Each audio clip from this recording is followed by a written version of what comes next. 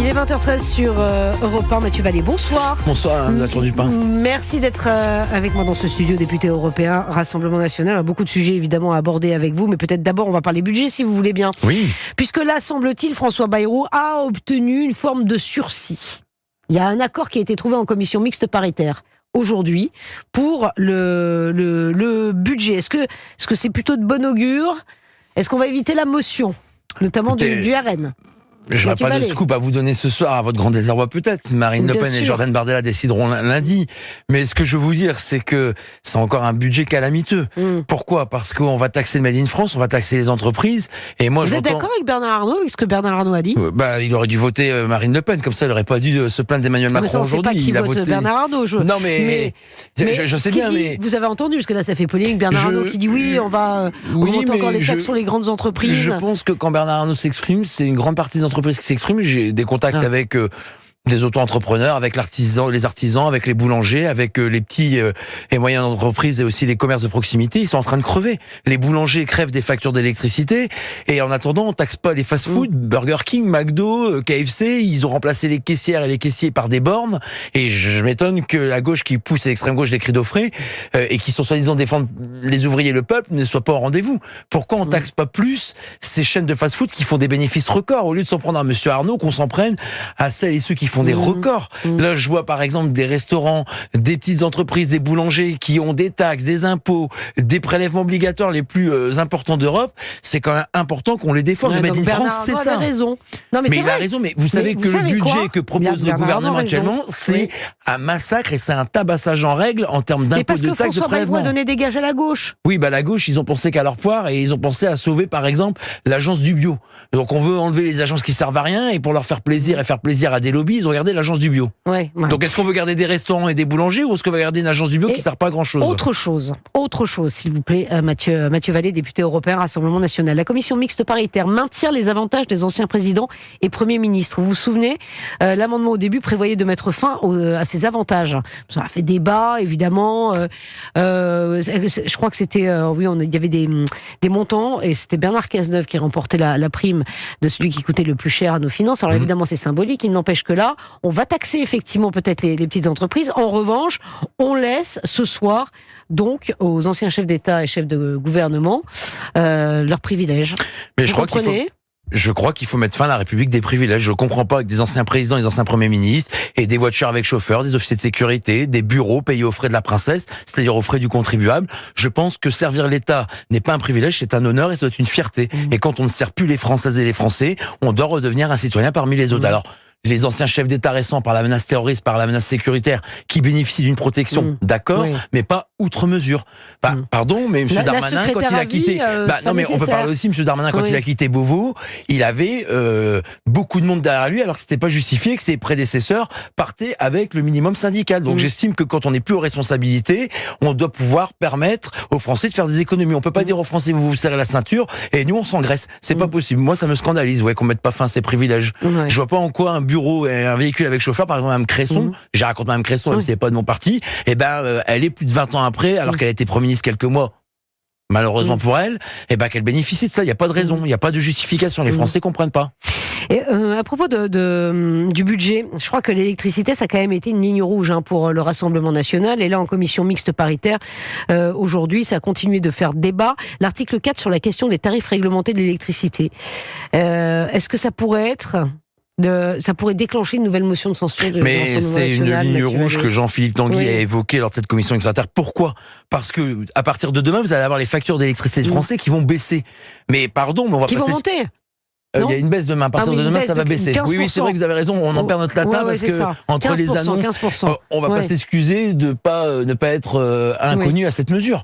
En fait, on se bat sur cette mesure. Pourquoi ? Parce que les particuliers, les entreprises, je vous parlais des boulangers, quand Jordan Bardella a été voir des boulangers qui leur a écrit, c'était l'une de leurs premières revendications des entreprises et des boulangeries d'avoir été tabassées par les prix de l'électricité. Mais moi, aujourd'hui, je suis député européen, je vais très vite.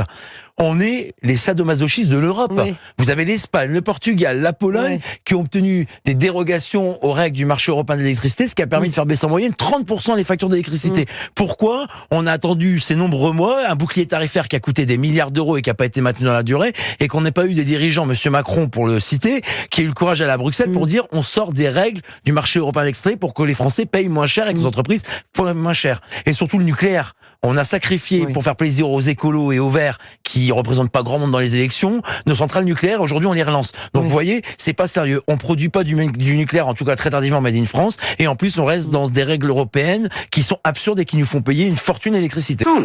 Il a raison. 100% d'accord. Il y a aussi l'aide médicale d'État réservée aux étrangers en situation irrégulière. Ça aussi, c'est un sujet qui a énormément fait parler, Mathieu. Non mais c'est une vaste fumisterie, ça. Alors attendez. Les LR ont vendu leur âme aux socialistes.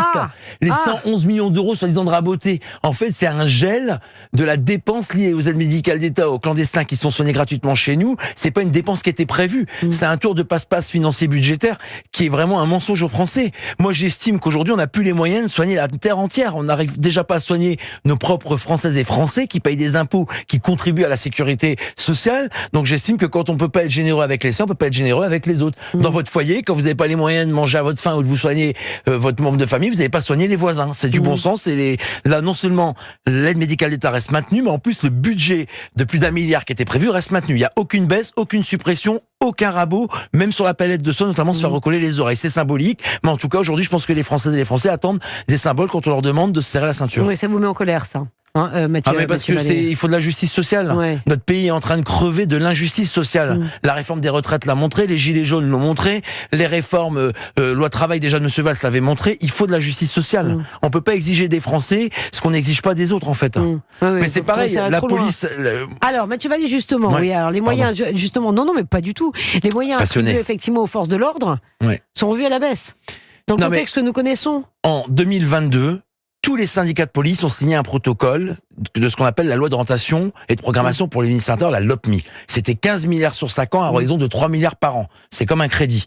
J'estime que pour avoir des véhicules neufs, des casernes de gendarmerie dont la gendarmerie n'arrive plus à payer dans les temps les loyers aux collectivités locales, là où logent les gendarmes et ils travaillent, les commissariats, mais aussi des mesures pour permettre aux agents de prendre en charge leurs enfants, de pouvoir avoir des armements, d'avoir des techniques d'enquête. Les narcotrafiquants, faut bien avoir une police judiciaire armée financièrement, matériellement. Vous voyez, tout ça, aujourd'hui, c'est raboté. Et mardi 4 février, devant l'Assemblée à 11h30, il y a un syndicat de police alliance qui a appelé les polices à manifester et les parlementaires d'être présents, sauf la France Insoumise, parce que vu comment elle leur tape et crache dessus, j'estime qu'on peut pas aller à une manifestation de gens qu'on gifle à longueur de journée à joute verbale que fait la France Insoumise. Et ben, ils vont crier leur désarroi et leur volonté d'avoir un budget à la hauteur de la sécurité des Français. Et je serai présent parmi eux, parce que la sécurité, c'est pas un luxe, c'est la première des libertés. C'est dingue, et sans sécurité, on n'a rien. Mais Mathieu Vallée, justement, vous parliez du narcotrafic. Aujourd'hui, on fait face, et vous faites face, enfin les forces de l'ordre font face à des gens qui sont extrêmement organisés, qui sont extrêmement armés, et on réduit les moyens qui sont mis à la disposition des forces de l'ordre. Je dois avouer que j'ai un peu du mal à comprendre. Si quelqu'un peut m'expliquer. Mais c'est pour ça qu'on... Mais sur quel motif à votre avis, sur le motif de la rigueur budgétaire. Non, mais la rigueur budgétaire, d'accord, mais il y a peut-être des priorités. Les priorités, évidemment, c'est de soigner les clandestins qui arrivent illégalement en France plutôt que de soigner nos forces de l'ordre qui sont bien malades. Donc j'estime qu'aujourd'hui, cette loi d'orientation de programmation ministère de l'Intérieur de 15 milliards, 3 milliards sur 5 ans par an, elle doit être maintenue. On doit donner des commissariats neufs, des brigades de gendarmerie neuves, des loyers neufs aux gendarmes qui font causette et qui font misérable parce que ils n'arrivent pas à payer les loyers que l'État s'est engagé à faire auprès des collectivités locales. Et il faut donner à la police judiciaire, par exemple, les moyens de lutter contre les narcotrafics.